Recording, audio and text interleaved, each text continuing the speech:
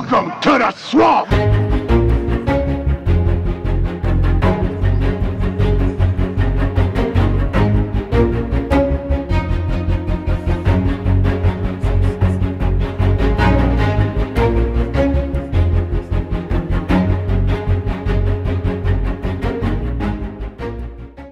Good afternoon and welcome to another edition of Gator News from the 320 Production Studio on Main Street at River Bluff High School. I'm Jay. And I'm Anne-Marie. As we enter the new year, here's a review of what happened during 2014. 2014. It was an interesting and eventful year in pop culture. Here's a recap of some memorable moments. Got nothing in my brain. Sunshine, she's here. You can take a break. In my mind, saying it's gonna be alright. Some students had different opinions on the top songs of 2014. Like a room without a roof. Favorite song of 2014 was Shake It Off because I listen to it all the time. Happy was too repetitive. They played that too much. It got annoying because it was just the same lyric over and over again. Miss Helen? The water's boiling. Hello! Ah! What year is it? 1995, remember? On a side note, one of America's favorite actors committed suicide due to his long-lasting fight with depression. Robin Williams passed away on August 11th at the age of 63. But I'd been in Jumanji. In memory of him, we surveyed people on what they will always remember about Robin Williams.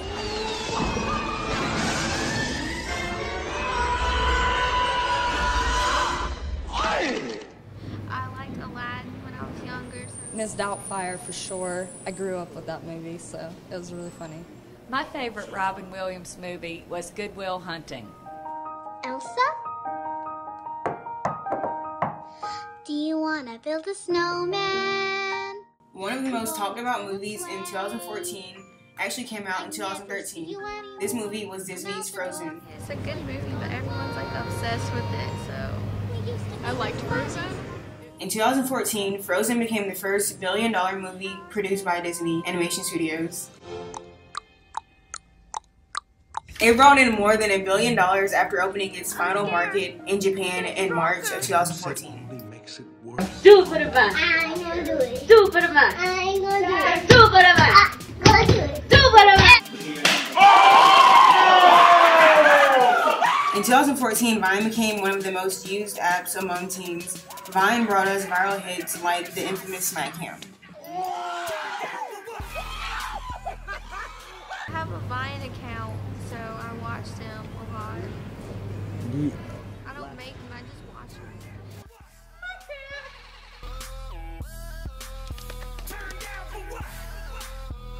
As you can see, 2014 was a year full of exciting times in pop culture. There were funny events and shocking ones too. Let's hope that 2015 brings us some more thrilling moments to remember. This is Shannon Simmons reporting Gator News. Every year, there are many new and exciting things that represent that year. The Interview was one of those things in 2014. Let's take a look at what the movie The Interview was all about. You know, people say that actors lie for a living, but this is living a lie. Okay, Rob, when you're ready. Get ready, camera 2. Oh, Jesus. Whoa. Aaron, look at this. Kim Jong-un wants to do an interview with Dave Skylark? He's a fan. Look at him. If that ain't a real story, what is? Okay, let's do it. We're going to North Korea! I'm sure you guys have all heard of the movie The Interview, starring James Franco and Seth Rogen. It's caused drastic controversy in theaters across the nation. Many of you are also familiar with the threats North Korea made towards America and the demand to pull The Interview out of theaters. So we asked students and staff about their thoughts and how they would react if put into the same situation. So I'm asking you to find your chill and stay tuned. Look at it, SNL does the same exact thing. They make fun of people all the time, the president and other actors around Hollywood.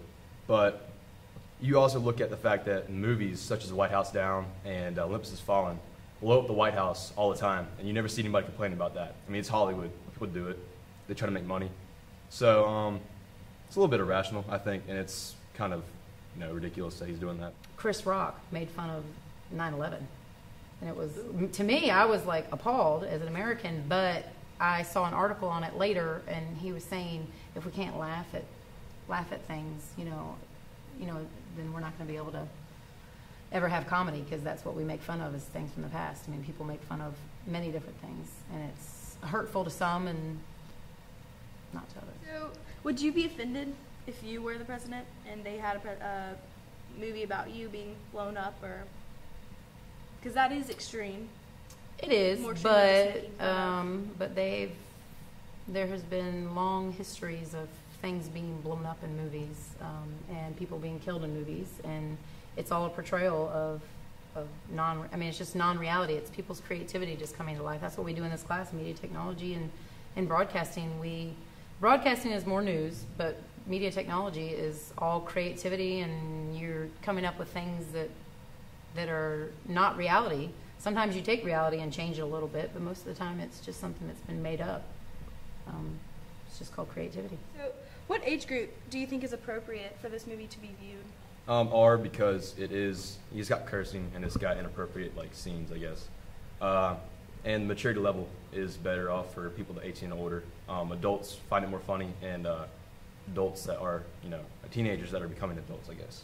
And people that are below 17 or 18, they need to realize that this movie probably is not for them. I know some of them can handle it, but most of the time, the population is not mature enough to realize the comedy aspect about it, I guess.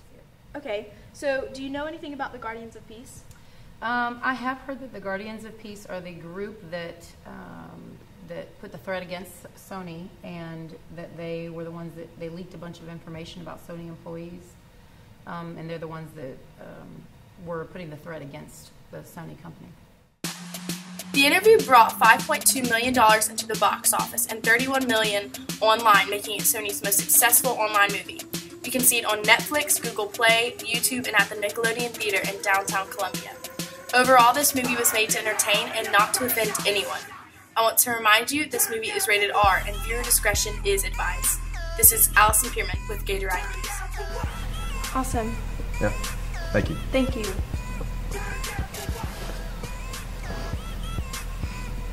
Done?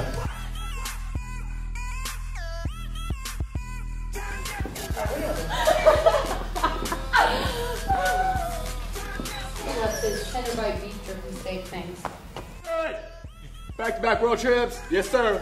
USA. America. Hashtag swag. All right, we're out. Why don't you laugh? So mature. Hey, oh my God. I'm sorry, I mean, it's part of life. I didn't mean to stick my rear end in your face. I mean, it's kind of awkward. I have to bend down and get down on the floor. So, my rear end has to go somewhere. It's Allison's face. I didn't mean to put it in your face. Ill? Ill thinks ill. Oh, you were recording that the whole time? I'll drop a beat, okay? The last name is Bright, and the brightest of the light, which is the brightest sunlight. Turn up. Turn up. Turn up. If you want to say his names, it's Kim Jong-un. Kim Jong-un. Kim Jong-un. Kim Jong-un. Kim Jong-un. The un. Kim Jong-un. With a new year, that means New Year's resolutions. Let's take a look at some 2015 resolutions from our Gator community. 2014 has come to an end, and it's time to kick off a brand new year. With a fresh start in 2015, there are many resolutions being set worldwide. Also, with school ending for the summer in 4 short months, we're going to see what kind of resolutions the faculty and student body have in store for us. As I resolve not to make resolutions, I'm going to take one day at a time, just do the best I can, be the best person I can be, try not to worry. You know, I've noticed through the years when I make resolutions, I don't follow through, then you just feel so guilty and you feel bad. So if I do it, that's good. I'm going to feel proud and happy. If I don't, I'm just going to keep trying. I still have another day to try. I'm just taking one day at a time. It is estimated that more than 40% of Americans make New Year's resolutions, but in fact only 8% of them actually achieve their resolutions, according to the University of Scranton. One reason for this low success rate is a lack of resources, such as time, funds, and energy, as well as motivation. Many people are tired when they get off work and cannot always spare the time to go to the gym or work out.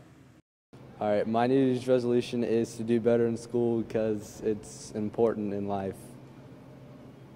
It's just to be a better person. I'm trying to buckle down on my grades and just to graduate. My New Year's resolution is to buckle down on my grades and do what I got to do to get through my senior year. And yes, I do have senioritis because, you know, every senior they just want to get out of school, you know. And I really do want to get out of school right now. So that's my New Year's resolution. Thank you. All right. My New Year resolution for 2015 is become a better person and try to become a little bit of a health freak. And I've been struggling in the past, but I got to get healthy, so that's my plan. And I actually do have a New Year's resolution. I just started the South Beach diet. So my plan is to stay on that track and eliminate sugars and carbs and to implement some kind of a workout program. New Year's resolution is to eat healthier, and I'm going to start by not having any sodas, just water, particularly at school.